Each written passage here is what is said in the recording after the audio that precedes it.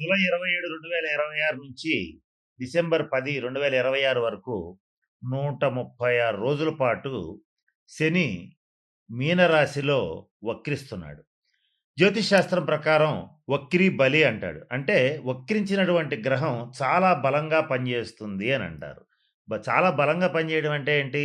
ద్వాదశ రాశుల వాళ్ళ మీద పాజిటివ్ కొన్ని రాసులకి ఇస్తుంది. అది ఆల్రెడీ మన వాయిస్ ఆఫ్ వేసం ఛానల్‌లో ఒక వీడియో చేశాను. అది గమనించండి. అలాగే కొంతమంది మీద మాత్రం నెగెటివ్ ఇంపాక్ట్ పడుతుంది. అది కూడా బలంగా పడుతుంది. అయితే ఆ ఏ రాశుల వాళ్ళకి ఇప్పుడు వ్యతిరేకమైన ప్రభావాలు ఇవ్వబోతున్నాడు. ఆ వ్యతిరేకమైన ప్రభావాల్ని మీకు అనుకూలంగా మలుచుకోవాలన్నా, లేదా వాటి నుంచి తప్పించుకోవాలన్నా ఏ రకమైన పరిహారాలు చేయాలి? ఏ రకమైన నిర్ణయాలు తీసుకోవాలి? ఇటువంటి అనేక విషయాల గురించి క్లుప్తంగా మీకు నేను ఇప్పుడు తెలియజేయడానికి ప్రయత్నం చేస్తాను. తర్వాత రాశి వాళ్ళు కర్కాటక రాశి వాళ్ళు. వీళ్ళకి ఏం జరుగుతుందంటే, ఆరోగ్య విషయంలో చాలా జాగ్రత్తగా ఉండండి. మీ ఆరోగ్య విషయంలో జాగ్రత్తగా ఉండండి. మీ జీవిత భాగస్వామి ఆరోగ్య విషయంలో కూడా చాలా జాగ్రత్తగా ఉండండి. అలాగే పొరపాటున కూడా కర్కాటక రాశి వాళ్ళు అనవసరమైన వాగ్వివాదాల జోలికి, కొట్లాటల జోలికి, గొడవల జోలికి, కోర్టు కేసుల జోలికి వెళ్ళవద్దు. ఈ 136 రోజులు మీకు అనుకూలంగా లేదు. ఈ 136 రోజుల్లో కర్కాటక రాశి వాళ్ళు ఎవరైతే గొడవలు, కొట్లాటలకి దిగుతూ ఉంటారో వాళ్ళు మాత్రం ఖచ్చితంగా పోలీస్ స్టేషన్స్‌కెళ్ళాల్సొస్తది.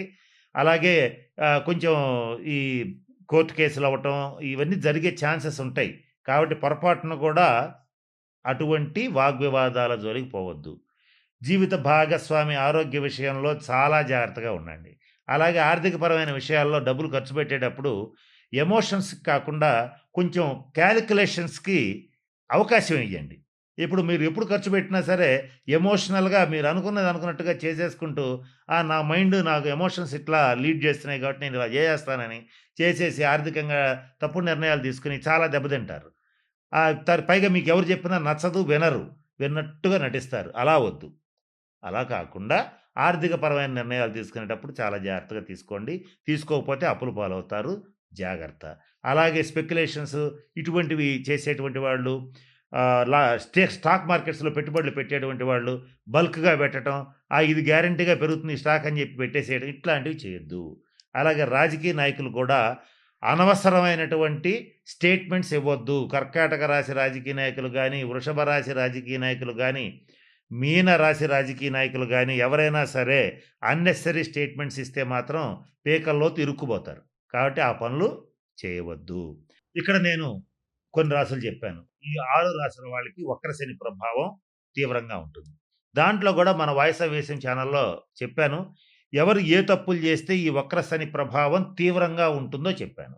అట్లాగే ఇక్కడ ఒక మాట చెప్తాను. ఏంటంటే, ఏ పనులు చేస్తే ఈ వక్ర శని ప్రభావం మీ మీద అస్సలుండదు, ఇంకా మాట్లాడితే పాజిటివ్‌గా మారుతుంది అంటే, కొన్ని పరిహారాలు చెప్తానని ఫస్ట్‌లో చెప్పాను. అవి ఇప్పుడు చెప్తాను. జాగ్రత్తగా వినండి. ఏంటంటే, వృద్ధులు, వికలాంగులు ఎవరన్నా ఉంటే వాళ్ళకి సహాయం చేయండి.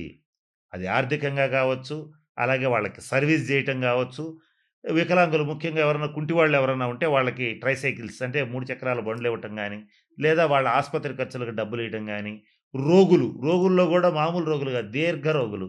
కొన్ని దీర్ఘ రోగులకి, తరుణ రోగులకి తేడా ఏంటంటే, తరుణ వ్యాధులంటే అప్పుడొచ్చి అప్పుడే వారం 10 రోజుల్లో తగ్గిపోతాయి. దీర్ఘ రోగులంటే నెలలో సంవత్సరాల తరబడి వాళ్ళు రోగిష్టివాళ్ళలానే ఉంటారు. వాళ్ళకి సేవ చేయండి. ఎవరైనా రక్తదానం చేసే అలవాటుంటే చెయ్యండి. అది మీకు మంచిది.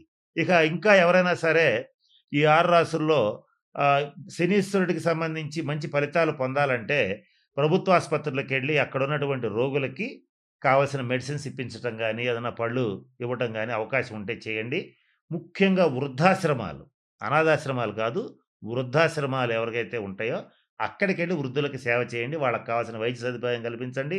వాళ్ళకి కావాల్సిన సేవలు చేయండి. శని గ్రహం అనేటువంటిది వృద్ధుల్ని సూచిస్తుంది. నల్లటి వాళ్ళని సూచిస్తుంది. కుంటి వాళ్ళని సూచిస్తుంది. అలాగే నలుపుకి సంబంధించినటువంటి విషయాలు, నూనెలకు సంబంధించిన విషయాలు, పత్తికి సంబంధించిన విషయాలు సూచిస్తుంది. ఈ 6 రాసుల్లో ఇటువంటి వాటికి సంబంధించి వృత్తి వ్యాపారాలు చేసేటువంటి వాళ్ళు చాలా జాగ్రత్తగా ఉండాలి. వీళ్ళకి తగిన నిర్ణయాలు తీసుకోవాలి. తగిన శాంతి పరిహార క్రియలు పాటించాలి.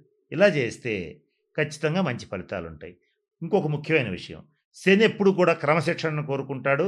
ఆనెస్టీ, నీతి నిజాయితీలను కోరుకుంటాడు. ఈ 6 రాసుల్లో ఎవరైతే నీతిగా, నిజాయితీగా ఉంటారో, క్రమశిక్షణతో ఉంటారో, పరద్రవ్యాన్ని ఆశించరో, అంటే ఎదుటివాడి ఇల్లు కొంప కొల్లగొట్టి కాజేయాలనుకోరో, వాళ్ళకి మాత్రం మంచి ఫలితాలు ఉంటాయి.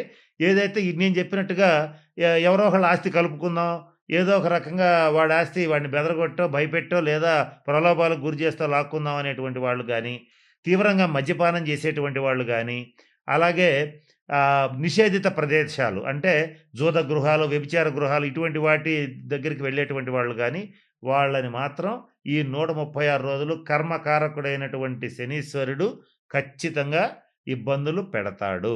కాబట్టి వాటి జోలికి ఖచ్చితంగా పోవద్దు. ఈ 136 రోజులు అసలు పోవద్దు. కనుక నేను చెప్పినటువంటి విషయాలు గమనంలో పెట్టుకోండి. జాగ్రత్తలు పాటించండి. మన ఛానల్‌లోనే ఇంకా పరిహారాలు ఇస్తాను మీకు. షార్ట్స్ రూపంలో గూడా ఇస్తాను. వాటిని పాటించి ఈ 136 రోజులు మీకు అత్యంత అనుకూలంగా మార్చుకోవచ్చు. నేను చెప్తూ వీడియో మొదట్లో ఒక మాట చెప్పాను. వక్రీ బలి అన్నాను. వక్రించిన గ్రహం మరింత బలంగా పనిచేస్తుంది.